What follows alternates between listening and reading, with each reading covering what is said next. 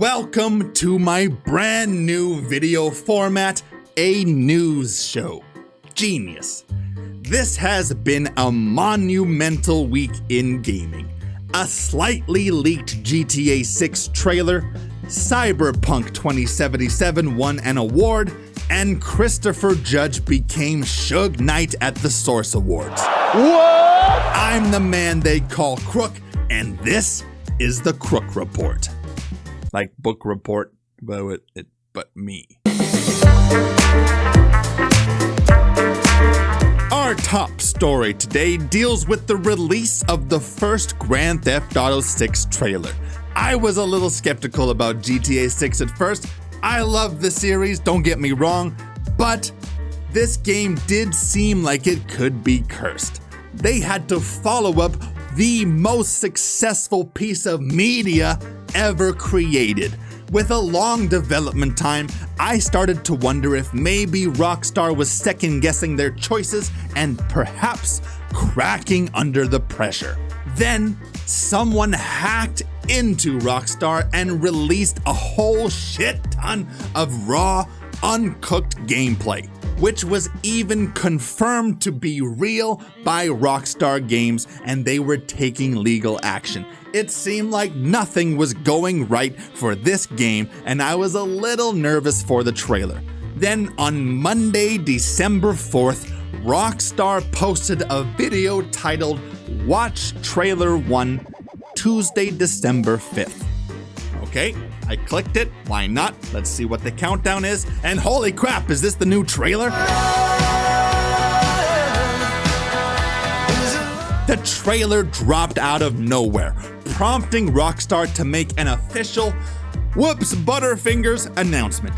And just like that, it was out. Now, either someone made a big boo-boo or this was a really interesting marketing tactic, but either way, it worked very well.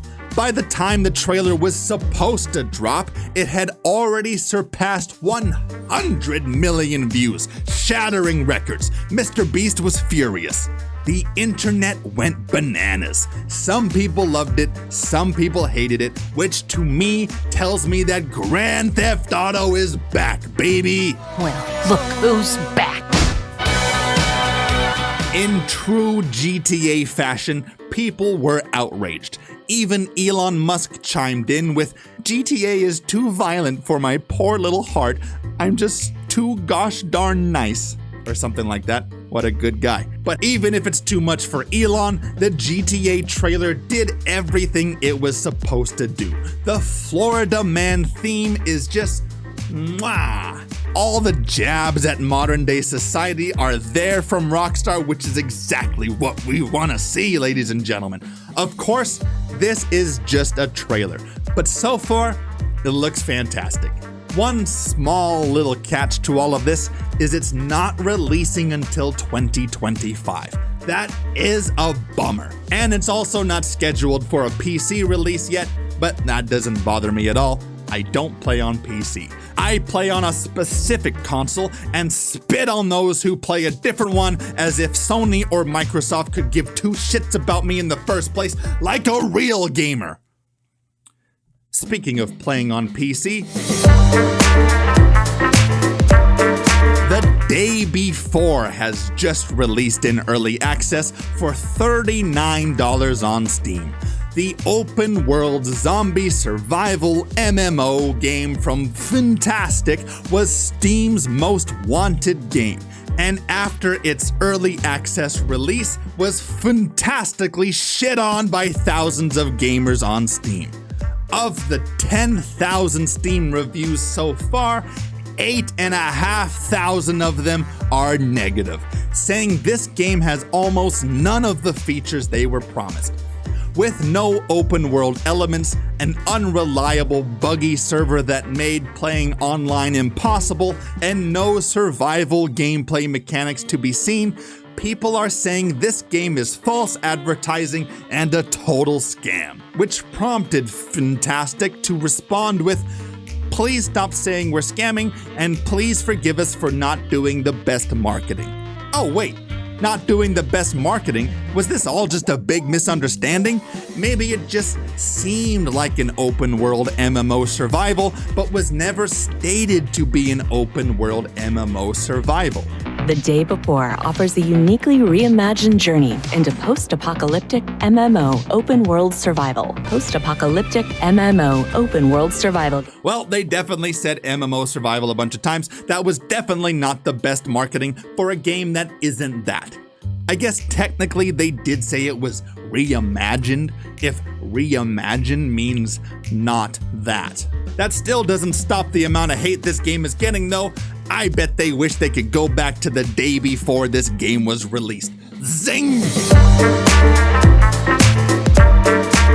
In other news, the 2023 Gaming Awards took place this past Thursday, and there's a lot to unpack. Let's take a look at a few of the big reveals we got this year. We got a teaser for Blade, the vampire-killing anti-hero who sometimes won't open his eyes, so you gotta Photoshop them on later. Seriously, Wesley Snipes did do that because he was in a pissy mood. But we still have a Blade game coming soon. We know almost nothing about it though. Except we do know it's being developed by Arcane Games. IGN says that people on the streets are saying that this is a match made in heaven. Everybody thinks they are, well, everybody that I've seen online has said, what a perfect match to make a Blade game. Arcane handles combat situations perfectly for this kind of genre. A vampire game developed by Arcane cannot fail. And, oh right. The way that they tackle encounters in a game and allowing you to go at them from how you choose to, because you can be like right in your face with characters, or you can do the stealth route. Well, maybe they've learned some lessons. But I, for one, am not that excited. Moving on. Hideo Kojima dropped a teaser for his next game. Now, a lot of people were expecting a Death Stranding 2 reveal, but Hideo said, fuck you, here's a brief tech demo for our new face game called OD. Hideo takes a bold new approach with his new video game by not making a video game at all. Instead, he just filmed people making funny faces, and Xbox fell for it and gave him a bunch of money to make it an exclusive. Hideo is quoted as saying, "Ha ha ha, Bill is such an idiot, LMAO." Alright, some of that's not true, but Hideo is making a face game called OD, and to be fair, the face technology is pretty neat. Using Unreal Engine's meta-human technology, it looks pretty realistic. But that's all I can really say about it. The only other thing we know is it's developed with Jordan Peele, who is known for some incredible horror movies and also for sweating a lot. But all we've seen so far is faces. Most video games include more than just faces, so hopefully someone has made Hideo aware of that and is working on a teaser for torsos and limbs next. Aside from that, we did get a whole bunch of teasers and reveals, but the big one, ladies and gentlemen, God of War Valhalla. Tell me, brother, why exactly are we doing this? A free DLC for God of War Ragnarok, releasing in what, a year? Nope, 5 days from its announcement. In a rare move for the video game industry, Santa Monica Studios is doing something good for its fan base.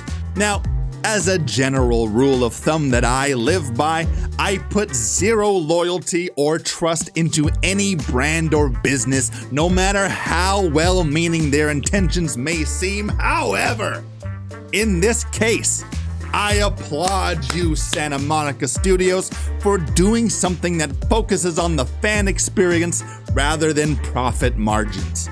This is a major step in the right direction for the industry, and I'm sure with the overwhelming support from gamers and fans of the series, every other game studio is going to look at this and say, Nope, we're not doing that. if you're a God of War fan like I am, this trailer is pretty interesting.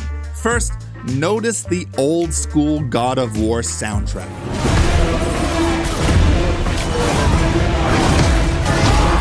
and also the Greek mythology Cyclops from the first games. Are we going to be traveling between mythologies here? Does this set up wherever Kratos is going next? We'll just have to wait and see. But the fact that they're including elements from the old Greek games is very interesting for the series. The Cyclops even looks a little PS2-ish. Am I seeing that right? Does this game take you back to 240p or what's happening here? Either way, I can't wait to get my hands on it, probably about as badly as Activision wants to get their hands on Christopher Judge. No 8-minute speech like last year, but fun fact, my speech was actually longer than this year's Call of Duty campaign. What?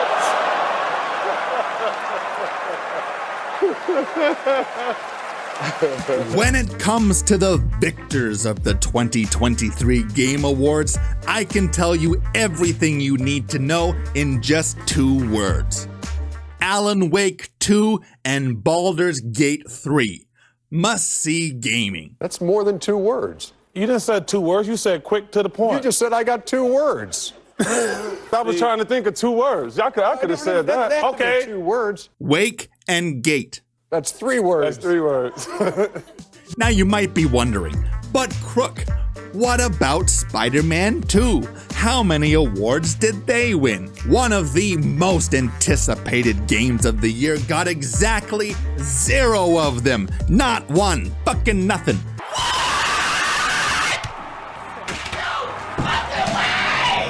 And I think I know why. The Academy, or whoever these judges are, didn't put visual sound effects on when they played Spider-Man 2. If they had, they would have realized Spider-Man 2 was clearly Game of the Year. Kill Thunk! That's how you know I'm serious about this. Big fucking thunk. Tell me where Bonk? No something. Bonk again! Fucking power bonk! But Spider-Man 2 did not win Game of the Year. Baldur's Gate 3 took the GOTY title, and how do I feel about that? I don't know, I never played it. It didn't seem like my particular glass of whiskey, and I'm not a big enough YouTuber to justify spending $100 a week on new games. So there you go. Probably should have played that one since it's apparently the best game of the year, but here we are, wasting time playing this pathetic loser of a game. You've spun your last web, Spider-Man. And that was it for the Gaming Awards. Almost no controversies whatsoever, other than maybe the teleprompter telling the Baldur's Gate team to get the fuck off the stage as they were dedicating the award to a team member who had passed. Along the way, we lost quite a few people also, so we want to dedicate this to all people we lost, and especially to Jim, our lead cinematic artist, who passed away in the last month. But other than that, pretty good. And there you have it. The news of the week brought to you by the man they call Crook. This is a brand new format for the channel. I'm coming in hot with a weekly gaming news format that's probably the most oversaturated content on YouTube, with my first episode dropping after probably the biggest week in gaming of the year. Will I have nothing to talk about next week and ultimately scrap this whole idea? Maybe. But you'll just have to subscribe to find out. How's that for a call to action? Subscribe to see if I keep making videos or not. Thank you for watching, and we'll probably see you next week.